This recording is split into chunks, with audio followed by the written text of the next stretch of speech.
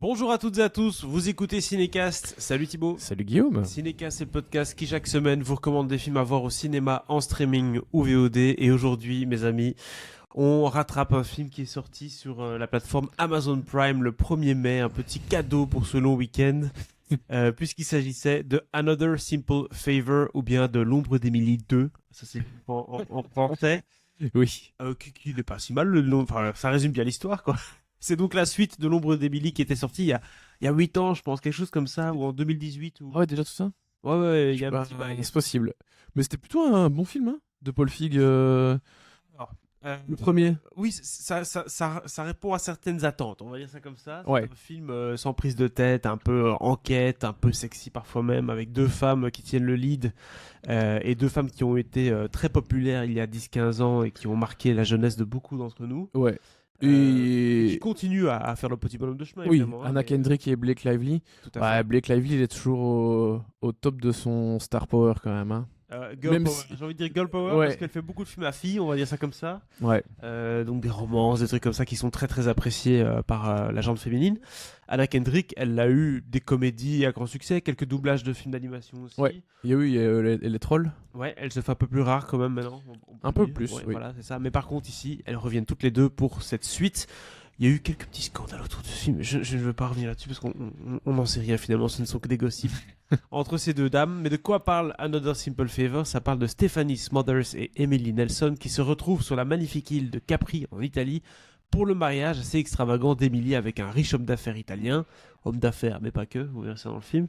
Et en plus des invités glamour, il y aura forcément des meurtres, des trahisons, tout ça qui vont venir un peu mettre de l'ombre sur cette belle île paradisiaque sur laquelle j'ai demandé ma femme en mariage. Tu vois, c'est pour te dire. Ah oui. Ouh, c'est là que t'as fait ça, toi. Quand j'ai vu Capri, je me suis dit, ah, on va regarder ça, chérie. Et donc, on a vu le film, surtout qu'on avait vu le premier, L'ombre d'Emily.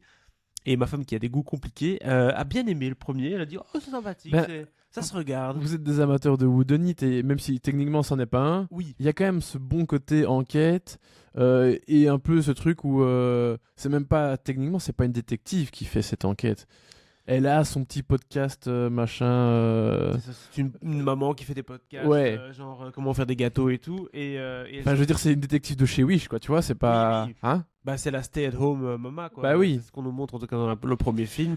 On nous montre toujours ça dans le deuxième ici maintenant, même si c'est un peu moins présent que dans le premier. Dans le premier, il y avait vraiment le contraste entre le personnage d'Anna Kendrick, qui était vraiment cette maman qui va faire les courses chez Walmart, et Blake Lively qui sort de sa bagnole avec des hauts talons et une coiffure incroyable tous Ouais les ouais. jours. Et donc forcément, il y avait une espèce de désir chez le personnage d'Anna Kendrick, donc Stéphanie, de ressembler à cette femme, alors Mhm. qu'elles avaient des vies totalement différentes. Et c'est là que ça commençait à rentrer un peu dans le vif du sujet avec cette enquête de mais comment ça se fait, que se passe-t-il, avec qui elle se marie, blablabla. Ouais. Ça, c'était le premier film. Le deuxième film ici, bah voilà, on prend le même et on recommence. On rentre directement au vif du sujet, pas de bande-annonce. C'est un film qui rentre, je l'ai dit, dans la catégorie des plaisirs coupables. Donc c'est pas le film qui va changer ta vie, c'est pas le film qui va vous faire sortir de là avec oh mon dieu quelle expérience de cinéma ou quelle expérience d'Amazon j'ai pu avoir aujourd'hui. Euh, mais voilà, si vous aimez bien les romans de plage, en fait je compare ça à un roman de plage quoi, tu vois. C'est vraiment Ouais un ouais. truc que tu regardes en vacances, voilà, t'es dans ton lit d'hôtel, tu mets Another Simple Favor et voilà. C'est ton petit Marc Lévy de l'été quoi. C'est le petit Marc Lévy, c'est exactement. Et on l'a dit concernant Capri, bah forcément, voilà, là on voyage, on n'est plus aux États-Unis dans un état, je ne sais plus quel état c'était, Ouais, je sais plus non le plus. Connecticut, on va dire. Et là, non, non, on est à Capri et il y a ce côté vraiment sur place qui est assez intéressant aussi, puisque on sort des studios, on sort des rues américaines traditionnelles et on va à Ouais. Capri et c'est filmé de manière assez sympathique. Donc voilà, cerise sur le gâteau, j'ai envie de dire, plaisir coupable, plus la petite couche de crème qui est Capri par le-dessus. Ouais.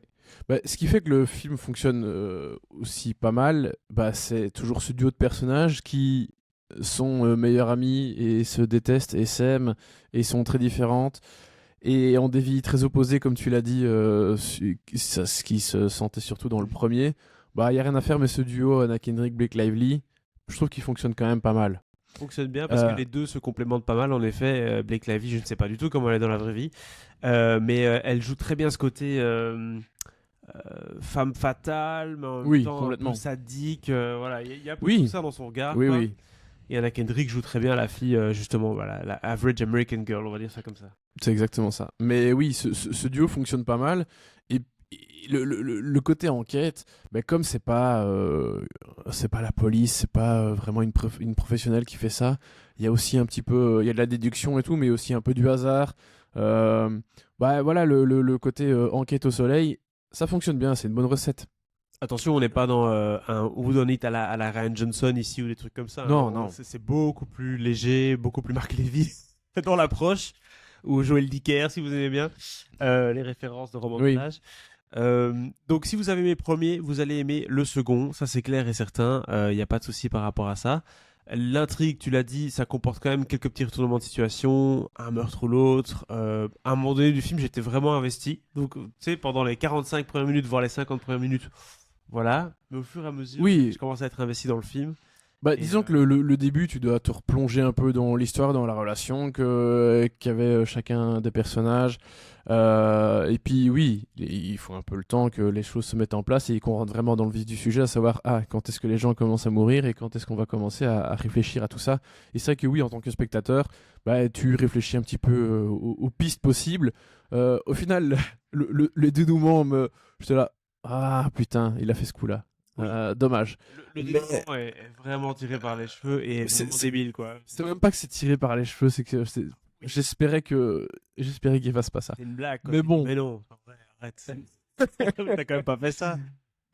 Mais bon, ça n'empêche que l'enquête en elle-même et tout ce qu'on va regarder en tant que spectateur est pas déplaisant pour autant. Et tu vas quand même faire ce travail de réflexion, dire ah bah qu'est-ce qui se passe en fait. Oui, alors, le travail de réflexion, justement, si vous aimez bien, comme c'est le cas de nos femmes, les films policiers, etc., où il y a vraiment un travail de réflexion, il y a une recherche, il y a une surprise, on se met à la place de l'enquêteur et tout, c'est pas le film pour vous, hein, qu'on soit clair et certain. Ici, c'est vraiment, voilà, la petite attraction, la petite sensation forte. Après, voilà, il y a 2-3 dénouements à la fin, mais bon, vous allez voir, ils sont tellement un peu stupides que ça vaut pas la peine de vraiment s'investir là-dedans et de jouer l'enquêteur. On n'est pas devant un Columbo ici.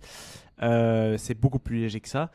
Autre chose qui m'a déplu dans le film, mais ça c'est un peu quelque chose qui me déplaît moi personnellement par rapport aux comédies américaines, c'est qu'il y a souvent le besoin de mettre un langage qui est très vulgaire, très gros, Très châtié. bite chat couille, voilà, et voilà quoi, je l'ai branlé, bazar bidule, et c'est tout le temps comme ça, et ça exagère vraiment beaucoup le propos, alors que je trouve qu'honnêtement c'est pas toujours nécessaire, et au contraire même ça colle pas toujours avec le personnage. Et ça rend pas toujours le truc plus drôle non plus.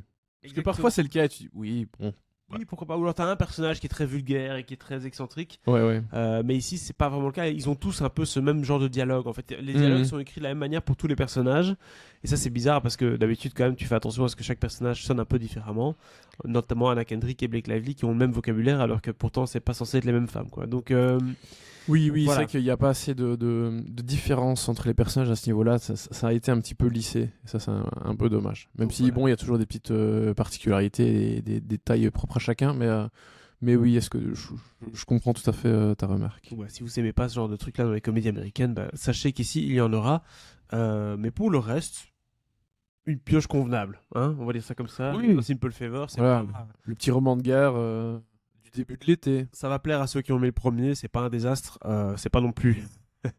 C'est moins bien que le premier quand même. Oui. Le premier était vraiment solide. Parce qu'il y a l'effet de surprise en moins. Voilà. Ouais, C'est voilà. déjà que Oui. certaines. Enfin là, on a un peu un rattrapage de la première histoire qui était nécessaire. Hein, parce qu'honnêtement, quand Oui. j'ai commencé le film, je savais plus du tout ce qui se passait dans le premier. J'ai dû aller voir sur ChatGPT. J'ai demandé qu'est-ce qui se passe à la fin du premier, je sais plus. Et donc du coup, voilà, oui, c'était utile. Parce que c'est vrai que voilà, il plonge directement là-dedans, il nous parle directement de choses qui sont passées dans le premier, mais tu es là, de quoi tu me parles? Donc, Oui. un petit rattrapage s'impose. Si vous n'avez pas vu les deux, bah regardez peut-être le 1 avant de regarder le 2. Mais je pense que ceux qui vont regarder celui-ci auront vu le premier. J'en doute pas une seconde. Oui, sans doute. Quelle note on donne à ce film du coup, Thibaut? Écoute, on peut donner 2. 2 étoiles? Parce que c'était correct, hein. Ok, bah un petit 2 étoiles. C'était pas honteux. Un petit 2 étoiles pour ce film de Paul Feig. On verra sur un troisième. C'est ça la magie d'Amazon. On ne connaît pas les chiffres, donc voilà. Je ne sais pas. Mais je suis pas sûr que Paul Feig retravaille avec Amazon, pour être honnête. Oui, que Blake Lively retravaillera tout court. Voilà. Mais ouais, moi Je connais pas bien les problèmes. je sais pas. Du coup, 2 étoiles pour ce film Another Simple Favor à voir sur Amazon Prime depuis le 1er mai. N'hésitez pas à nous dire dans les commentaires ce que vous avez pensé du film et abonnez-vous au podcast sur la plateforme de votre choix. Je sais que vous êtes nombreux à nous écouter sur les différentes plateformes, mais vous n'êtes pas tous abonnés et c'est dommage. Donc n'hésitez pas à le faire et à très bientôt pour de nouvelles critiques. Ciao, ciao. Ciao, ciao.